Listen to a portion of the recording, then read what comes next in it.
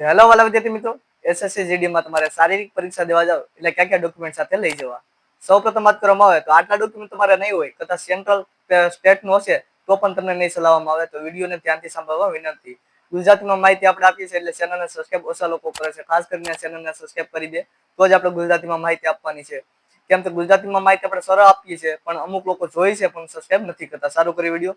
સૌપ્રથમ વાત કરવામાં તો એડમિટ કાર્ડ તમારે જે છે શારીરિક પરીક્ષાનું તે લઈ જવાનું, તેની સાથે 2 ઝેરોક્ષ લઈ જવાનું. કેમ કે ખોવાઈ ગયું હોય તો ત્યાં એન્ડ ટાઈમે તમને કઈ એડમિટ કાર્ડ કાઢ્યું આપવામાં આવશે નહીં. તેને પછી આધાર કાર્ડ. આધાર કાર્ડમાં તમારા નામમાં પેર નંબર હોય કદાચ, તો સાથે પાન કાર્ડ કે તમે જે ચૂંટણી કાર્ડ છે ત્યાં લઈ જઈ શકો છો. ધોરણ 10 પાસ, ધોરણ 12 પાસ કે ગ્રેજ્યુએશન ઉપર તમે ફોર્મ ભર્યું હોય, અપ્લાય કરી હોય તો તેની માર્કશીટ લઈ જાવ. કેમ કે ગ્રેજ્યુએશન ઉપર તમે ફોર્મ અપ્લાય કર્યું હોય તો તમારા પ્રમોશનનું ચાન્સીસ વધારે રહે છે. કાસ્ટ સર્ટિફિકેટ સેન્ટ્રલનું, જેમાં ઇંગ્લિશમાં કઢવાનું રહેશે. ઓબીસી, એસસી, એસટી તે લોકોને અને ઈડબ્લ્યુએસ લોકોને. તેના પછીની વાત કરવામાં ડોક્યુમેન્ટ ડોમિસાઇલ સર્ટિફિકેટ છે તે પણ તમારે સેન્ટ્રલનું કઢવાનું રહેશે. તેમાં પણ ઇંગ્લિશ તમારે જશે, ઇંગ્લિશમાં કઢાવવું પડશે સેન્ટ્રલનું ડોમિસાઇલ સર્ટિફિકેટ. તેને પછી ડોક્યુમેન્ટની વાત કરવામાં આવે તો એનસીસી સર્ટિફિકેટ છે તે એ, બી અથવા સી કોઈ પણ ચાલશે. સાથે સ્પોર્ટનું સર્ટિફિકેટ હોય તમારે તો પણ ચાલશે. તેને પછીની વાત કરવામાં આવે તો એક્સ સર્વિસમેન જે લોકો ફોર્મ ભર્યું છે ને તેનું એક્સ સર્વિસમેનનું જે સર્ટિફિકેટ હોય તે લઈ જવું. તેના પછીની ફોટાની વાત કરવામાં આવે તો 4 ફોટા માંગ્યા છે, જેમાં 4 ફોટામાં તમારે સારો ફોટો હોવો જોઈએ.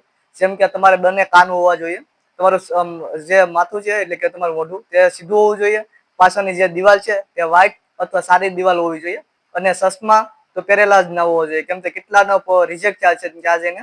તે ચશ્મા જે તમે ફોટોકોપી હોય તેમાં ચશ્મા નહીં રાખવાના, તેના લીધે ત્યાંથી રિજેક્ટ થતા હોય છે. એટલે આટલી બાબત છે તો તમારે ધ્યાન રાખવાની છે.